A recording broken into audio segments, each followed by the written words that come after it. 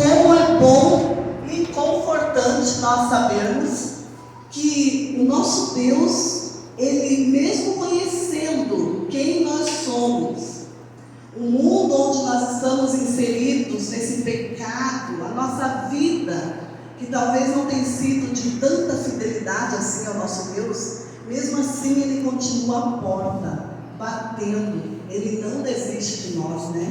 Amém. Que esperança maravilhosa, né? É confortante tudo isso, ouvir essas palavras, né? E Ele está na porta, basta somente aceitarmos o convite e ceiarmos com Ele. Não há nada melhor. Imagina, né? Você poder se sentar com Jesus, fazer o que Ele fez, se assentou ao lado do Pai, né? Começamos o nosso encontro de hoje com a promessa de um Deus que não desiste de nós. Amém? Nós vamos nos colocar em pé, nós vamos chamar nossa irmã Sandra. Ela vai fazer o hino inicial. Após o hino, nós vamos nos colocar de joelhos. Ela vai cantar o hino agora e nós vamos ficar em pé.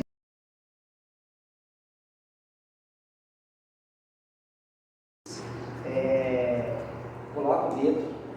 O louvor fecha com a lição. Muitas vezes a lição fecha com o sermão, né? E essa lição, dando sequência no que o Renato comentou, capítulo 44 de Salmos, apelo pelo auxílio divino. Capítulo 22 de Salmos, que está dividido em 4 essa lição, sofrimento e vitória do Messias, Cristo. O capítulo 13, oração de fé. O salmista pergunta: até quando? Você levantou a sua oração. Até quando? Até quando, Senhor, eu vou orar? Meus problemas vão desaparecer? Será que ele teve a resposta? Depois ele teve, mas acontece o seguinte: nós temos que nos posicionar agora para os nossos dias. O salmista ele passou por tribulações terríveis. Ele tinha que defender o rei que queria matar ele. Ele não podia matá-lo. E ele era atacado constantemente. Ele tinha quem? Deus no nome dele. E assim hoje nós somos. A lição nós estudamos em casa de uma forma teórica, teológica, mas para os nossos dias ela se enquadra perfeitamente. Porque vocês querem ver uma coisa que eu vou dizer agora, vai ver? Nós temos deficiência na oração. A Bíblia diz que nós não sabemos orar. Por isso que o apóstolo, o seguidor, o discípulo de Jesus, diz assim: ensina-nos a orar. Aqueles que estavam ao lado de Jesus não sabiam orar. Como nós estamos? Para os nossos dias, diante de toda essa conjuntura atual que nós estamos enfrentando. Vamos lá. Jesus não falou assim: trabalha sem cessar, mas ora sem cessar. Ele falou. Boa, desceu. Muito bem colocado. Mas onde e quando eu o devorar? Sempre, todo tempo. Todo tempo, mas a gente tem uma inspiração na Bíblia. Por que Daniel não foi comido pelos leões? Porque ele orava constantemente, no mínimo 3 vezes ao dia. Né? Então, se a gente pegar os exemplos que a gente tem na Bíblia, a gente faria tudo certo. É que a gente não está próximo de Deus através da palavra. Exato, mas só para pegar essa colocação que a senhora fez, que o nosso irmão fez aqui, nós precisamos intransferivelmente, nós precisamos estar em conexão com Deus todos os momentos. Mas não é só aqui na igreja. Quando nós saímos de lá de Taquara para ver a praia, nós fazemos a oração da viagem. E quando nós chegamos aqui, nós agradecemos. Por quê? Porque Ele nos conduziu. Isso nos leva a nos aproximar do irmão. Porque se nós estamos orando a Deus, nós vamos conseguir chegar a Ele. Ele vai permitir, Ele vai nos capacitar a isso. E se nós não estamos, só um pouquinho, só se nós estamos de uma forma assim, distante, ou nem alienado, mas a gente está assim desligado, nós não vamos ter essa conexão com Deus. E aí nós temos um problema. Aí o inimigo chega e começa a bater uns palavrinhos no ouvido, na cabeça dele. E aí é que nós temos um problema, da nossa fragilidade. Pode falar, irmão. Vamos lá. Eu acho interessante que essa lição ela trouxe uma coisa desmistificada, digamos assim, na questão da oração feita ou decorada, digamos assim. Eu sempre cresci na igreja adventista pensando que a oração deveria ser uma coisa espontânea daquilo que eu estava passando. Certo. E essa lição veio para me mostrar que uma oração feita 2000 anos atrás pode ter a mesma força agora. Né? Porque os irmãos católicos, por exemplo, tem aquela coisa da reza, né? E tal. Daí eu pensei assim, poxa vida, a gente às vezes critica eles, né? Por ter essa questão da reza e coisa. Mas um salmo é uma oração que eu posso usar quando eu estou passando por uma dificuldade, quando eu estou alegre, quando eu estou triste. Então isso veio para somar muito para mim. Eu posso ler o salmo e bom, o Davi passou por aquela tribulação com os filhos dele, com outras coisas, e eu também passo por isso. Então eu posso usar a mesma oração, que pode ter o mesmo poder, ou até mais para os dias de hoje. Então, nossa, muito. Maninho, nesse trimestre, iniciamos um assunto de Salmos que eu não tinha ideia da maravilha desses 150 capítulos. Eu não tinha ideia, porque é o nosso dia a dia e vai ser até o final, Serginho. Uma perguntinha. Deus nos atende se nós só soubermos orar? Boa pergunta. Deus nos atende se nós não soubermos orar? Sim. Sim. Se eu não sei dizer as palavras certas, Isso.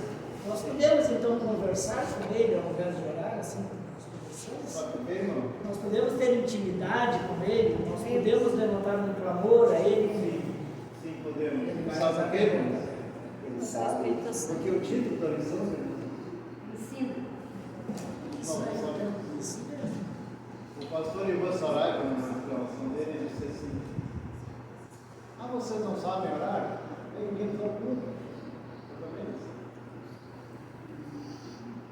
Nós temos que estar constantemente conectados com Deus através da oração, porque assim nós vamos estar aprendendo a orar todos os dias, porque nós conversamos com Deus todos os dias. Eu fiz essa pergunta porque muitas vezes as pessoas que acham que não sabem orar, Deus não vai atender elas. Como um amigo, Mas você se fala. a gente conversar com Deus, nós não precisamos. Irmãos, no meu entender, o que Deus quer colocar é que a gente fale com Ele como um amigo. Como um amigo. Quando a gente conversa com um amigo, a gente fala do fundo da nossa alma. Eu estou angustiado, eu estou triste, eu não sei o que fazer, eu estou com aquele problema. A gente fala com um amigo sincero, a gente fala assim. E com Deus é o que Ele pede, que a gente abra o coração como a um amigo. E o bom, irmã, é que ele sabe que nós precisamos antes de você pedir. A gente não precisa pedir, Ele sabe. Que maravilha. Renato, se Deus fala com nós através da sua palavra, a única forma de eu falar com Ele é orando. A oração é mais ou menos. Uma coisa que eu aprendi nessa lição é o seguinte, que nós devemos falar para Deus aquilo que nós estamos sentindo. Claro. Porque às vezes nós parece que temos medo e até assim, por exemplo, porque aqui até parece que eu sabia que essas pessoas são desrespeitosas com Deus, não parece? Tipo, mas tu está dormindo que não me atende? Eu não teria coragem de falar isso na oração. O Salmo 13, Mas Deus está dá a impressão sabendo que que isso aí. tu sente, não Até adianta quando? tu falar bonito, quando no teu sentimento não é esse. Tu está, às vezes tu está irritado, tu está decepcionado com Deus na tua vida. Há momentos que sim. Igual o salmista, pô, mas ele sabe, nós fizemos tudo certinho, nós te obedecemos tudo, mas tu não faz nada, tu está dormindo, tu não me atende. Quer dizer, ele podia falar diferente, mas o que ele estava sentindo era isso. É o que ele expressou em Salmo 13. Até quando? Não me escuta? sinceridade na oração, né? Uma pergunta. Então nós estamos comentando, eu e a Dina. Quem de nós não está orando há tempo e Deus não respondeu ainda? Ou Deus já respondeu todas as perguntas, as minhas questões até agora? Né? Nós oramos, passa meses, passa anos, e até quando? É que o nosso tempo é diferente do tempo de Deus. Aí está a resposta. É.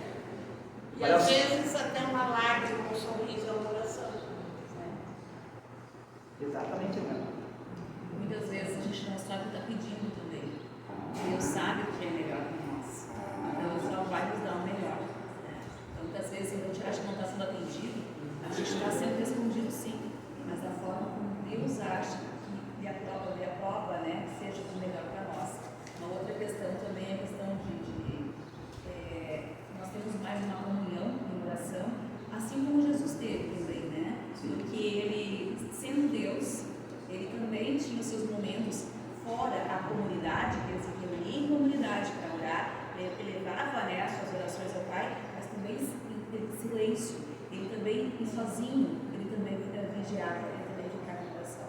E aqui vem a confirmar o que vocês estavam comentando, que nós temos que estar o tempo todo em oração, seja dentro da igreja, seja fora, porque muitas vezes a gente é exemplo sem querer, né? Então o nosso querer vai ser a nossa oração.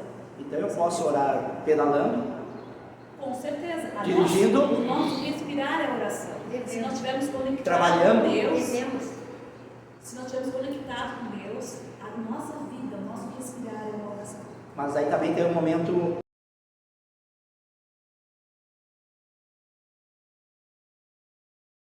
Exatamente.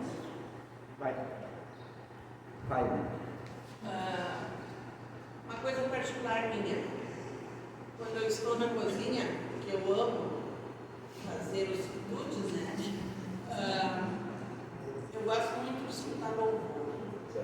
E ali, naquele momento, eu coloco o amor ou ódio, e sempre é amor, porque o louvor nos leva. O louvor ele penetra pelos poros. Eu não sei cozinhar sem estar louvando. No novo tempo, o louvor o dia inteiro não faz mal para ninguém. Exatamente. O irmão Lorena colocou uma pergunta importante. Deus responde às orações? Sim. Quando? Mas existem três respostas que nós precisamos entender. Deus pode responder sim, imediato. Deus pode dizer assim, ó, não, e é uma resposta. Quando nós entendermos que o não de Deus é o melhor para nós, ou Deus pode dizer que espera um pouco. Eu questionei Deus em 2008, porque eu tinha uma ideia e questionei Deus por que Deus não me atendeu. E fiquei chateado por um tempo com Deus. E passaram-se 2008, 2009, chegou em 2014, veio a resposta. E eu entendi que Deus fez o melhor. 2008 para 2014 são 6 anos. Se Deus tivesse me atendido em 2008, eu seria uma pessoa infeliz. Esse é o salmo, essa é a lição. Deus. Entrando no mesmo assunto da oração, orar no local, né? O meu melhor lugar de oração, além do meu quarto, né? Embaixo do capacete. Bom, a gente está na estrada. Quase sempre a gente está na estrada. Isso muito, hein? Embaixo do capacete, é oração e louvor, né? A lição de domingo diz promovendo o uso de salmos na oração. Na oração, nos seus lábios e nos louvores. Então podemos orar, louvor, pelos meus procedimentos, pelas minhas palavras, né? E na oração. Os salmos, nos 150 capítulos, comecei a entender que ele é a linguagem de Deus misturada com a nossa. Você concorda? Porque o que esse povo do passado passaram de problemas, nós estamos passando e vamos passar. Vamos ser atacados. Ser renovado toda a situação de uma forma bem mais bruta, como o próprio Jesus Cristo diz em Mateus 24. E naqueles momentos que nós vamos passar, esse livro dos Salmos vai nos conduzir também. Queridos, a oração, o livro, a lição da Escola Sabatina dessa semana está intrinsecamente ligada, já falei isso, ao nosso eu com Deus. E nós temos um verso no livro de Isaías 41, que diz: não temas, 10. eu sou contigo. Ainda que atravesse águas profundas, não te afogarás, passar pelo fogo, não te queimarás. E quando nós vamos para o Salmo 46, 1, ele diz assim: o Senhor é o meu refúgio e fortaleza, socorro bem presente na hora da tribulação. E aí nós vamos relembrar esses salmos que vão nos conduzir a um estágio de vida que nos dá mais forças para enfrentar o que vem pela frente. Nessas condições é que nós vamos ter que brigar daqui para frente. E isso vai testar a nossa fé. E a nossa fé ela está ligada diretamente à nossa oração. E a nossa oração ligada diretamente à nossa fé em Cristo Jesus. Porque Ele nos dá essa fé. Nós temos ela à nossa disposição. Nós só queremos usar ela. O irmão falou aqui no Salmo, o salmista está meio que desesperado, porque acha que Deus não... Meio? E aí eu pergunto para vocês, mas Jesus também não se sentiu abandonado? Exatamente. Quando ele estava na cruz lá, ele não disse: Deus, por que me abandonaste? Imagina se Jesus se sentiu assim. E nós? Ele era 100% homem, 100% Deus, mas... Isso é para deixar para nós o exemplo, né, do que... Mas Renato, olha aí. Quando não tiver palavras para orar, alguém comentou aí, nós oramos errado, apenas ajoelhe-se em silêncio e Deus ouvirá o seu coração. Mas se o desespero for muito grande, Continua ajoelhado.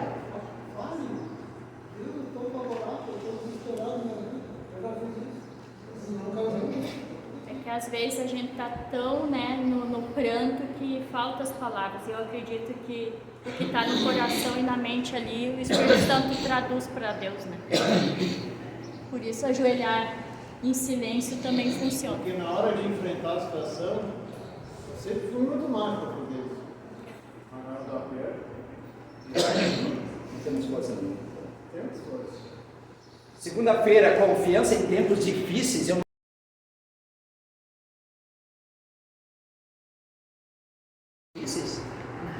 Está tudo muito bem, né? Salmo 44. Deus estará conosco em qualquer situação. É isso que o salmista entendeu.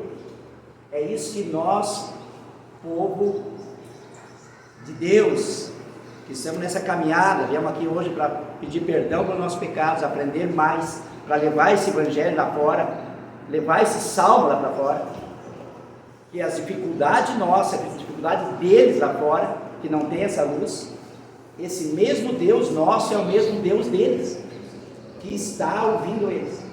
É questão deles entenderem isso. Concorda, não? Realmente, eu também tenho a dizer que essas dificuldades testam também, nos colocam numa posição de total submissão. Essas dificuldades, irmãos, nos conduzem à oração. As dificuldades dificuldades da vida de cada um de todos nós. Não, para nós pode ser um muro intransponível. Mas para Deus não. Para Deus não é. Ele quer que eu acredite nele. Eu refúgio, fortaleza, socorro bem presente na situação. Todos esses momentos de salmo, dessa missão da escola sabatina essa semana, eu falo momentos porque são momentos de salmo. Na lição de quarta-feira tem assim, ó, do desespero à esperança. Porque o nosso tempo lá, nós temos muito. Não, o seu deu mais 10 aí. Deu mais 10? Vai lá. Do desespero à esperança. Quem já não passou aqui uma situação de desespero? E quem já não buscou através da oração palavras, ou ouvindo a palavra de Deus, através da Bíblia, através de orações, dando um novo horizonte? E como se faz isso? Renato, até parece que Jó escreveu o capítulo 13, porque o verso do capítulo 13 está dividido em 3 situações. Desespero, até quando? Segundo, ele teve confiança em Deus diante desse mesmo, primeiro, desespero, que é a nossa situação. Mas nesse desespero vem a confiança, gera confiança. E daí nós entendemos que o inimigo, no mesmo capítulo 13, ele não prevalecerá. Jó parece que escreveu o capítulo 13 de Salmo aqui. Olha a situação de Jó. A situação de Jó era terrível. Mas quando ele não se desesperou. Não. Mas ele também foi admoestado por Deus no final. E quando muito num viés de semelhança de reação e resposta, ele disse assim: vou me calar. Por quê? Serginho. Porque a nossa situação é essa. Nós temos que ouvir mais do que falar. O irmão falou ali, nós estamos passando por tempos difíceis. Será que estamos? Não, o irmão falou que nós estamos passando por tempos difíceis. Será que nós estamos passando por tempos difíceis? Hoje, quando a gente lê o livro Grande Conflito, aí nós vamos ver o que é tempos difíceis mesmo, que estão por vir ainda. Porque nós estamos num país das maravilhas. Ainda.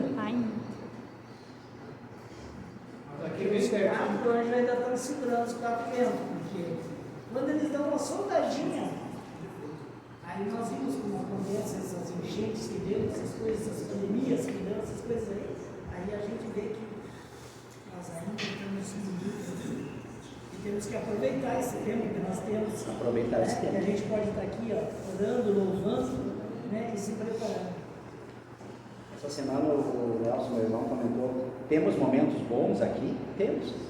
Comentou isso aí, né? Temos. Nós, como povo de Deus, povo cristão, nós temos momentos bons. Nós temos um conforto em casa, nós temos um carro para sair. No geral, nós temos um conforto. Mas nós teremos desconforto no final. Depois, no final, nós vamos ver que o Salmo 60, ele é para os nossos dias. Para os nossos dias. E para nós atenuar, diminuir essa tensão, porque nesse assunto vou tocar de novo, porque ele é renovável. O Salmo 91 nos dá um amparo, nos dá uma luz, nos dá um caminho, nos dá forças para enfrentar, para seguir em frente, nos dá um novo horizonte. O Salmo 91 é uma oração que toca profundamente o coração das pessoas. Diante das dificuldades, irmãos, que muitos talvez estejam passando e a gente não saiba, e muitos daqueles que hoje não puderam vir à igreja, talvez não puderam vir à igreja porque estão passando por dificuldades, o Salmo 91 é um referencial de renovação. O livro dos Salmos é um referencial de renovação, mas o Salmo 91 é um marco, principalmente para nós na casa. É um marco que dá uma nova luz, a um novo caminho que está à nossa frente. mesmo diante das dificuldades que nós sabemos que vamos enfrentar, e não, nossos aqui bem pertinho já estão enfrentando. Aqui no norte do país, na nossa fronteira com a Venezuela, ali, depois da linha da fronteira, você não pode mais ter uma linha de carro. Tem muitos lugares que ele vai caçado. E aqui pertinho. Não é? Aqui pertinho. Nessa direção. E nós aqui estamos na igreja. Nós podemos ajoelhar sem precisar ser escondidos. Nós podemos sentar na frente da casa e ler o capítulo da Bíblia sem ser atravessado por nós. Nós estamos bem. Eu estava assistindo uma reportagem ontem à noite, há muito tempo, sobre a nossa obra na China. Então, e lá não é permitido de forma nenhuma levar o Evangelho para fora das 4 portas da igreja. Você só pode falar na igreja. Não é permitido, tipo assim, trabalho missionário, visitar uma pessoa, ou se o governo descobre isso, já dá problemas. Então, só pode ser levado o Evangelho no âmbito da igreja. É interessante isso, né? Como se nós saíssemos daqui, nós não podemos mais falar para ninguém. É interessante, pois na China, né? Veja só, né? Então, um país que tem 1 bilhão e 400 milhões de habitantes, se não me engano, o pastor lá falou, são quase 300 ou 300 mil adventistas. Olha só o desafio, né? 1 bilhão e 400 para 300 mil adventistas, né? É difícil realmente. Dividindo para cada adventista evangelizar esse pessoal, imagina. E nós hoje aqui estamos sofrendo alguns ataques leves. Por exemplo, essa semana, um senhor chamado André Valadão, se diz pastor, atacando a nossa igreja, adventista, e nós somos uma seita. Que bom que somos uma seita. A palavra seita significa um povo separado dos demais. O que distingue nós dos demais? Por isso nós temos que dar o exemplo como cristão, né? Porque em contrapartida, que a gente teve esse assunto do André Valadão, que eu acho que é bom a gente lembrar do negativo, mas do positivo também. A prima dele, que não é adventista, fez um vídeo e colocou onde ela falou que ela conhece pessoas adventistas. E ela falou, inclusive, da senhora Ellen White, e citou livros da senhora Ellen White, e falou que é uma vergonha uma pessoa que diz que a igreja adventista é uma seita. Então, nós temos essa contrapartida, claro, graças a Deus. Esses comentários, esses ataques, isso não deve me deixar assim feliz, isso me remete a um comprometimento com a fé que eu professo. Né? Mas, em compensação, está incomodando alguém. E vai ser incomoda alguém, Amém. Assim, pessoal, a lição está aberta para nós comentar, tá? No livro de Reis, a lição não é o profeta Eliseu diz assim: não é sermão. Vai, irmão. Seremos derrotados. Seita é um nome feio, parece, né? Mais alto. Parece que uma seita é um nome feio. Não. Né? Mas uma seita, a nossa igreja não é realmente uma seita, porque ela paga todos os direitos, o governo está se enquadrando dentro de todas as leis. Né? Uma seita é que nem você mexer no enxame de abelha, que sai um punhadinho e sentadinho, outro sai um punhadinho, daqui a pouco o vento carrega, não tem mais nenhuma. Né? Então a nossa igreja, ela responde com tudo o que é necessário, de acordo com a lei, e nós temos a luz. Ao outro lado, pode ser uma seita. Uma seita é um povinho pequeno. Isso pode estar dentro da nossa igreja, essa seita. Porque aqui está se referindo de um povo que do desespero à esperança. Exatamente. A igreja está sofrendo mais hoje com as ameaças. Por quê? Porque temos a luz e conhecemos a situação que podemos chegar. E isso incomoda. Porque agora, isso é que incomoda. Isso que tira o sono de muitos, que acham que não tem o direito em armazenar essa esperança.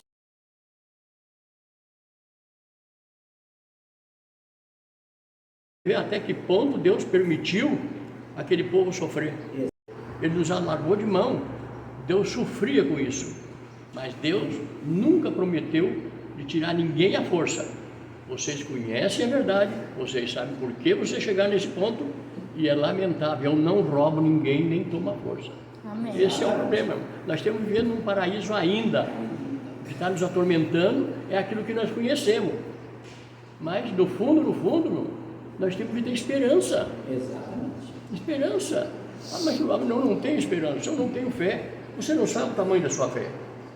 É com essa fezinha. Deus conhece. Falando em oração, Deus conhece a nossa necessidade. Exatamente. Agora, nós conhecemos o que nós temos pedindo para Deus, e com que sinceridade, e com que fé a vizinha aqui falou, é do tamanho da sua fé. É por isso que essa lição, irmão Gildo, está ensinando nós Exatamente. a crescer mais. Então vamos chegar no final do trimestre de março, bem melhores que começamos. Hoje nós temos para onde fugir, né, irmão? Sim, irmão. Temos para onde fugir. Vai chegar um ponto que não tem para onde fugir. Né? Esse é... Muito bem. Veja bem, nós todos não podemos admirar o que está acontecendo, alguém falar mal da igreja, está na Bíblia. Nós seremos atacados o tempo todo. Isso é só o começo. Nos tempos dos fins, nós seremos atacados cotidianamente, difamados, vamos passar por vários percalços na vida. Por quê? Porque nós temos uma fé genuína. E essa fé genuína vai ser trabalhada, muito trabalhada, com pessoas do mal querendo o nosso mal. E nós temos que resistir e pensar que uma crítica sempre será construtiva para a nossa igreja. Fortalecer nós. Nos fortalecer, não nos desmerecer. Porque essa palavra que usaram tem dois sentidos: bom e ruim. Depende de como você interpreta. Nós nascemos num lar católico, lá em casa. E depois de um certo tempo a gente viu que não era aquilo que a gente estava procurando. Então começamos a estudar outras denominações, né? E veja como Deus atua na vida da gente. Nós temos 3 filhos, 2 meninas e um menino. A filha do meio, ela casou com uma pessoa adventista, nascida no lar adventista. E temos que agradecer muito a Deus que Ele nos enviou essa pessoa para nós começarmos a entender o que realmente está escrito na Bíblia. Porque é a única, gente, é a única religião que ensina o que está escrito na Bíblia. Somente o que está escrito na Bíblia. E Satanás não quer isso. Por isso que ele está atacando. Aceita isso. Não, sabe? É a única que está intrinsecamente ligada neste livro sagrado. Então, Satanás briga muito, né? E eu louvo a Deus porque estamos aqui hoje. Amém. Muito bem, é isso mesmo. Irmão Valdo, quando perguntarem se o adventista é uma seita, nós temos que dizer sim. Que bom. É uma seita. É só ler o que é uma seita. Porque nós pregamos a vinda de Jesus Cristo. E a pessoa aceita ou não aceita.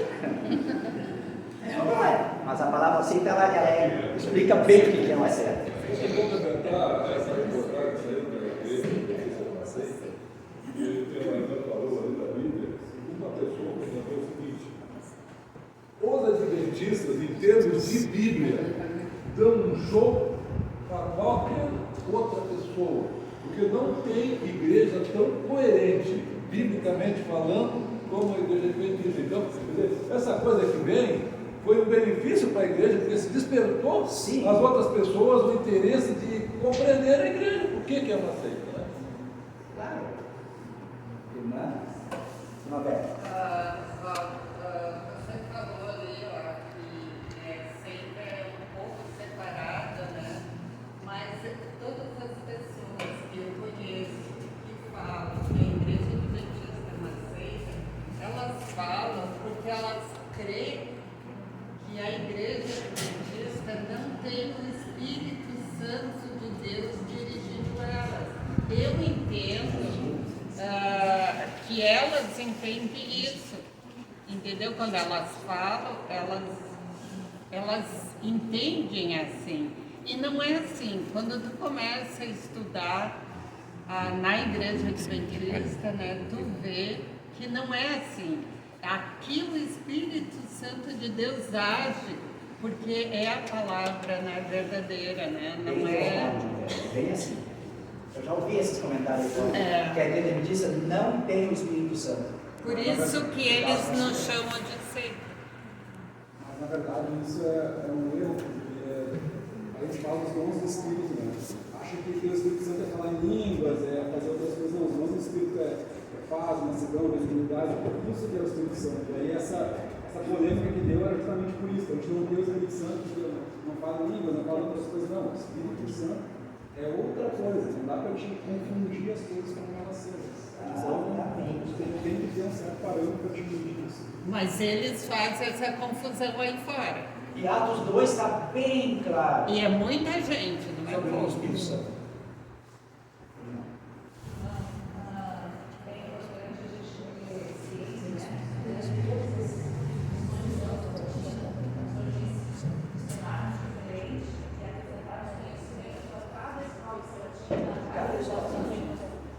Nas lições anteriores, do trimestre anterior, nós vimos que, sim, né, nós temos os dons do Espírito Santo, nós somos verdadeiras, né, mas, porém, também, Jesus veio para todas as pessoas.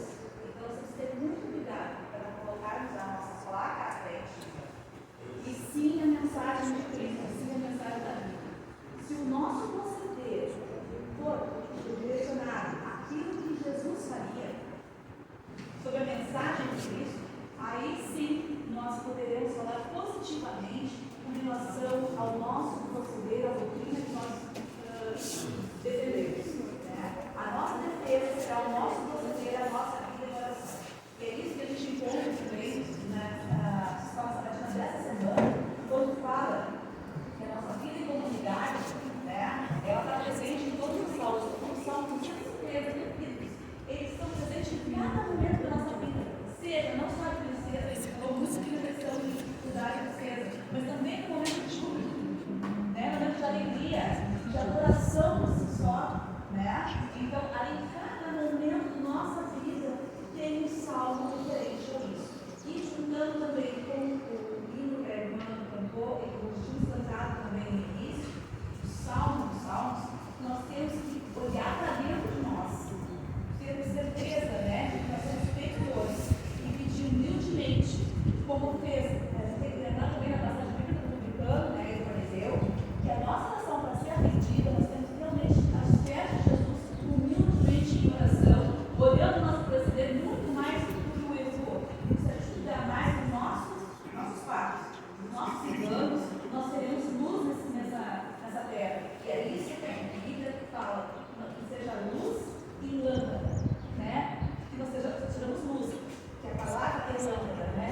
Então nós temos que cuidar muito disso aí. Primeiro nós, o nosso proceder, para que a gente possa realmente dar testemunho de Jesus. Não tem como esquecer do último trimestre que encerramos, aí outubro, novembro e dezembro, sobre missão. A lição de missão, ela me deu um puxão de orelha enorme.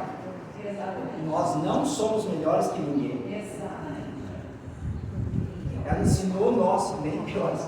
Jesus não veio como um rei, Não. todo majestoso. Ele se fez homem, veio humildemente. E a gente tem que resplandecer aquilo que serve. A missão ensinou nós a nos comportar como cristãos, primeiro buscar Jesus, aí eu vou humildemente me interar com todos. Mas, ai de mim, se pensar como adventista, como povo conhecedor dessa palavra, de Gênesis ao Apocalipse, ai de mim se achar que nós somos melhores. O nosso compromisso é maior. Nós temos uma luz, temos um discernimento. Isso não me dá, em nenhum momento, situação que eu sou melhor que qualquer outra seita.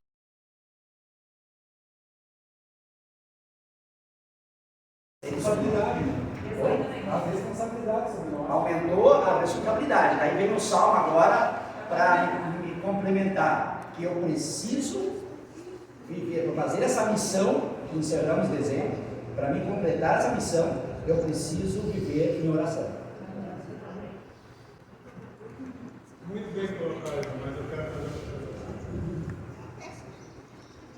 dificuldades, júbilo, normal, sem problemas, sem problemas. Jesus Cristo, ele passou uma noite orando, porque sabia que no outro dia ele ia ser crucificado, ele ia ter que carregar uma cruz nas costas, ele seria aceitado. Imagina como é que foi a noite de São Jesus Cristo sendo humano. Jesus Cristo, este é Jesus Cristo, nosso Salvador. Mas vamos lá, Pedro foi açoitado, foi preso no calabouço, no cárcere. Naquele tempo as cadeias eram um pouco diferentes que é hoje. Não tinha nem psicólogo lá para chegar. Era um corredor escuro, gaiolas, ferro, um grade de ferro, que ele sentar lá dentro, colocar lá dentro, com as pernas amarradas com corrente, e a única luz que aparecia era uma tocha que tinha no fundo do corredor. Ele foi açoitado, estava sangrando, e lá, dentro da cela, ele começou a louvar. Ele cantou louvores. Louvores de adoração a Deus e também pedindo por aqueles que bateram nele. Jesus Cristo lá assim diz: perdoai. Esses são os nossos louvores. Esses são os nossos louvores, palavras bonitas. Mas o nosso louvor a Deus é a nossa condição de submisso? Ou simplesmente utilizar palavras bonitas no salmo? O Senhor é meu pastor e nada me faltará. Não, querido. O Senhor é o nosso pastor, sim. E Ele vai deixar faltar nada, porque em Isaías ele diz que pão será dado e água será seca. E se Ele promete, Ele cumpre. Nessa situação de júbilo, de dificuldade, de situação estável, em todos os momentos, Tessalonicenses, em tudo dai graças, porque essa é a vontade. A nossa vida. E a nossa vida? A nossa vida como é que está? Volto a questionar a primeira pergunta que eu fiz. A primeira observação que eu fiz é como está o nosso eu, Pai? Nós estamos em constante vigilância por quem? O inimigo. O inimigo quer nos derrubar. Agora, se nós estamos ao lado dele, ele não vai chegar. Ele não vai chegar. E lá em Salmo 91 diz que 1000 cairão ao teu lado e 10.000 à tua vez. Mas tu não vai ser atingido. Por quê? Porque ele está dizendo que não. Pronto. No segundo parágrafo de sexta-feira, irmãos, segundo parágrafo complementa tudo que o irmão Renato comentou. Segundo parágrafo: quando oramos e cantamos os salmos, assumimos a persistência, a ousadia, a coragem e a esperança dos salmistas. Quando oramos e cantamos, Ele nos encoraja nessa jornada espiritual e nos conforta com o fato de que não estamos sozinhos. Amém? Amém. Queridos irmãos, para isso que viemos aqui. Nosso tempo está terminando. Vamos com fé, queridos. Não podemos endurecer. Quarta-feira eu estive aqui.